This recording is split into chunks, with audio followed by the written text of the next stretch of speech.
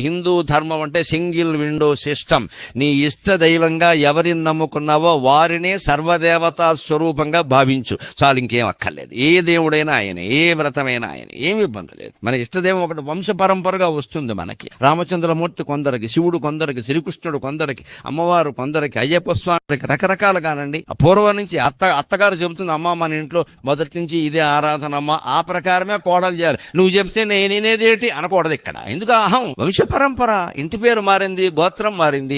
అత్తగారు చెప్పినట్టు వెంటనే ఆ బొమ్మలు, మీరు గృహప్రవేశం అప్పుడు మన ఇష్టం వచ్చిన బొమ్మలన్నీ పట్టుకుని వెళ్ళిపోకూడదండి. అత్తగారికి అత్తగారు ఇచ్చిన దేవుడు ప్రతిమ, ఆ అత్తగారు మనకిచ్చిన దేవుడు ప్రతిమతో కొడుకు కోడలు గృహప్రవేశం చెయ్యాలి. అది సంప్రదాయం. తర్వాత కావాలంటే ఎన్ని ఫోటోలైనా పెట్టుకోండి, దానికి తోడు కాదు, ఒక్కటే ఉండాలి లేదు, కానీ అది ముఖ్యం. అందరూ ఆయన స్వరూపంగా మనం భావిస్తాం. మనకి ఇష్టమైంది తప్పే ఉంది. మన పిల్లలే మనం ప్రపంచం అని అనుకోవట్లా, మన ఇష్టదైవం మన ప్రపంచం. తప్పే ఉందండి, ఆయనే కాపాడు.